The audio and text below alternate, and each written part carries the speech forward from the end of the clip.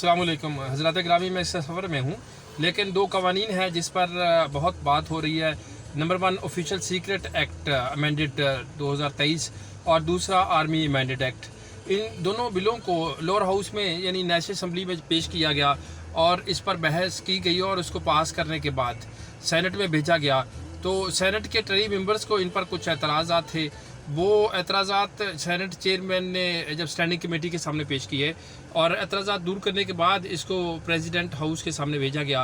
तो 18 अगस्त के गज़ट के अंदर इनका नोटिफिकेशन हुआ और उसके मुताबिक आर्मी अमेंडेड एक्ट 11 अगस्त को नाफिज़ुल अमल हो गया। और जो दूसरा एक एक्ट है यानी ऑफिशियल सीक्रेट एक्ट, वो 17 अगस्त से नाफिज़ुल अमल हो गया पाकिस्तान के अंदर। अब 18 अगस्त गज़ट के अंदर जब इसका नोटिफिकेशन हुआ तो उसके बाद इस पर बातचीत शुरू की गई। असल में हमें समझने की ये ज़रूरत है कि ये असल एक्ट्स क्या थे, लॉज क्या थे और इनके अंदर फिर अमेंडमेंट्स क्या की गई और पाकिस्तान की सियासत के अंदर इनके क्या असरात मुरतब हो सकते हैं। तो मैं आपसे गुजारिश करता हूँ, जो पहला ऑफिशियल सीक्रेट एक्ट है जिसके तहत पाकिस्तान के साबका वज़ीर-ए-आज़म इमरान खान पर साइफ़र केस के तहत मुकदमा दर्ज किया गया। तो इन दोनों कवानीन के तरफ आने से पहले मैं साइफ़र केस की थोड़ी सी तफसील बयान करना चाहूँगा कि साइफ़र का लफ्ज़ी मतलब होता है कि कोड्स के अंदर मैसेजेस भेजना। तो वहाँ उस वक़्त के इमरान खान जो वज़ीर-ए-आज़म थे, उन्होंने कहा कि मुझे एक ऐसा डॉक्यूमेंट मिला है कि जिसके तहत अमेरिका जो है उसने अपने डिप्लोमेटिक मैसेज के अंदर अपने एम्बेसडर्स को ये लिख के भेजा है, ऐसे कोड्स भेजे हैं कि जिनकी तशरीह ये बनती है कि इमरान खान की हुकूमत को ख़त्म किया जाए और पाकिस्तान को डिस्टेबलाइज किया जाए। उनसे जब सबूत मांगा गया तो बाद में उनका कहना ये था कि दरअसल उस डॉक्यूमेंट को रिप्लेस कर दिया गया है और अब वो उस डॉक्यूमेंट को अब प्रोड्यूस करने के अहल नहीं रहे। लेकिन बाद में ये देखा गया कि इमरान खान पर इसी के तहत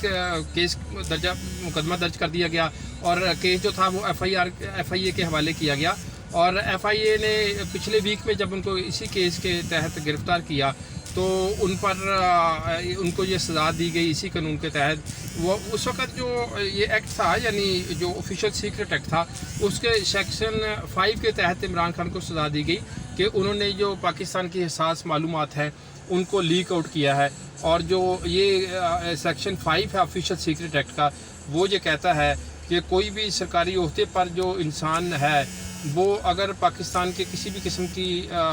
इंफॉर्मेशन को लीक करता है तो वो मुजरम तस्वर किया जाता है और वो अपने ओहदे का इस तरीके से फ़ायदा नहीं उठा सकता कि जिससे किसी किस्म की इंफॉर्मेशन लीक हो। और क्योंकि जो साइफ़र था, साइफ़र मीन जो कोड्स के अंदर मैसेज भेजा गया था अमेरिका की तरफ से, उनका जो अपना डिप्लोमेट था यानी उनका जो एम्बेसडर था, उसको इमरान खान ने लीक आउट करने की कोशिश की गई। ये तो असल एक्ट था। असल एक्ट में ये भी था कि आर्मी के जो ऑफिशियल्स हैं वो किसी भी वारंट्स के बगैर किसी की गिरफ़्तारी कर सकते हैं और उसकी तलाशी भी ले सकते हैं। लेकिन जब इमरान खान को कैद किया गया, उनको सज़ा सुना दी गई, तो अब उसमें जो अमेंडमेंट इंट्रोड्यूस की गई है वो अमेंडमेंट जो सेक्शन 6 है ऑफिशियल सीक्रेट एक्ट की अमेंडमेंट 2023 के अंदर जो सेक्शन 6 या 6 से इंट्रोड्यूस करवाई गई है, उसके तहत ये है कि कोई भी इंसान, कोई भी जो पाकिस्तान के किसी भी किस्म के अहकामात, हुकूमती अहकामात की खिलाफ वर्जी और उसके नाफिज़ुल अमल लाने में मुदाखलत करता है और बैनुल-अक़वामी सतह पर पाकिस्तान को डीफेम करता है और किसी हसास जगहों पर हमला करता है, यानी इसको 9 मई के साथ जोड़ दिया गया कि किसी भी हसास जगहों पर हमला करता है तो उसको मुजरम तस्वर किया जाएगा। और साथ ये भी कह दिया गया इसी के अंदर कि उसका जो मुकदमा है वो स्पेशल कोर्ट के अंदर चलाया जाएगा और 30 दिन के अंदर अंदर उसको सज़ा भी सुना दी जाएगी। तो असल एक्ट क्या था, जो सेक्शन 5 था कि जिसके तहत साइफ़र केस के तहत कि किसी भी सेंसिटिव इन्फॉर्मेशन को लीक किया जाए तो मुकदमा दर्ज हुआ था। लेकिन उसमें बाद में जो सेक्शन 6 इंट्रोड्यूस करवाया गया उसके मुताबिक ये था कि 30 दिन के अंदर अंदर स्पेशल कोर्ट के अंदर मुकदमा चला के उसकी सज़ा दी जाएगी। अब जो दूसरा एक्ट है जो कि आर्मी अमेंडमेंट एक्ट है, उसके मुताबिक ये है कि पहले वो क्या था, पहले ये था कि आर्मी, कोई भी आर्मी पर्सन जो भी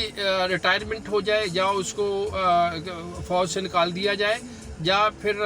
वो किसी भी तरह से अपने ओहदे से अलहदा हो जाए, तो उस सूरत में वो 5 साल तक अपने सेंसिटिव प्लेस पे अगर कोई रहा है तो फिर 5 साल तक, लेकिन अगर किसी आम असाइनमेंट के अंदर था तो फिर वो शख्स 3 साल तक کسی بھی ایسے سیاسی سرگرمی میں حصہ نہیں لے سکتا کہ جس کے اندر پاکستان کی جو سیکیورٹی ہے اور انٹیگریٹی ہے وہ کمپرومائز ہونے کا خدشہ ہو. تو اب اس میں جو انٹروڈیوس کرائی گئی ہے امینڈمنٹ 2023، اس کے تحت یہ ہے کہ کوئی بھی آفیشل جو کہ پاکستان کے کسی اعلیٰ عہدے پہ رہا ہو وہ کسی بھی سیاسی سرگرمی میں حصہ نہیں لے سکتا. اگر وہ ایسا کرتا ہے تو پھر اس کو 3 سال کی سزا ہوگی اور 10 ملین تک اس کو جرمانہ بھی کیا جا سکتا ہے. تو اب یہ دونوں کیس جو ہے یہ معلوم ہوتا ہے کہ جو نیشنل اسمبلی یعنی لوور ہاؤس میں پیش کیا گیا، ان پر بحث کی گئی، اور اس کے بعد سینٹ میں یعنی اپر ہاؤس میں ان کو پیش کیا گیا. تو دونوں کا جو مقصد ہے وہ ایک مخصوص فرد کے ساتھ جوڑا گیا ہے یا مخصوص کیس کے ساتھ جوڑا گیا ہے، یعنی سائفر کیس کو مزید تقویت دینے کے لیے یہ دونوں بلز پیش کیے گئے ہیں. اب ہمیں دیکھنا یہ ہے کہ پاکستانی سیاست کے اوپر ان دونوں کیسز کے کیا اثرات مرتب ہوتے ہیں. اب جو دوسرا اس کا پہلو ہے کہ جو آرٹیکل 75 ہے اس کے تحت جب لوور ہاؤس یعنی نیشنل اسمبلی یا پنجاب پروونشل اسمبلی سے بل پاس ہونے کے بعد جب اپر ہاؤس یعنی سینٹ کے اندر پیش کیا جاتا ہے اور اس میں سے پاس ہونے کے بعد پریزیڈنسی بھیجا جاتا ہے، پریزیڈنٹ ہاؤس بھیجا جاتا ہے، تو پریزیڈنٹ نے 10 دن کے اندر اس پر دستخط کرنے ہوتے ہیں، یا پھر اگر دستخط نہ کرے اپنے پاس رکھ لے تو اس کو پھر وہ پاس ہی تصور کیا جاتا ہے، یا 10 دن کے اندر اسے کچھ سفارشات مرتب کر کے اس کو واپس کرنا ہوتا ہے، یا ویسے ہی واپس کر دینا ہوتا ہے کہ جو لوور ہاؤس ہے یا اپر ہاؤس ہے وہ دوبارہ سے اس کے اوپر بحث کر رہے. تو جب یہ بل پاس ہوئے یعنی آرمی امینڈمنٹ ایکٹ جو ہے وہ 11 اگست سے نافذ العمل ہے، تو اسے 10 دن پہلے جب پریزیڈنٹ کے پاس یہ بل بھیجا گیا، اور جو آفیشیل سیکرٹ ایکٹ ہے جو کہ 17 اگست سے نافذ العمل ہے، دونوں کا نوٹیفیکیشن تو ایک ہی دن ہوا یعنی 18 اگست کے اندر، لیکن ان کی انہی ڈیٹس کے 10 دن پہلے جب صدر کے پاس یہ بل بھیجے گئے تو صدر کی ذمہ داری تھی ڈاکٹر محترم عارف الوی صاحب کی کہ یا تو ان کو اعتراضات سال کے واپس کر دیتے یا پھر ویسے ہی واپس کر دیتے،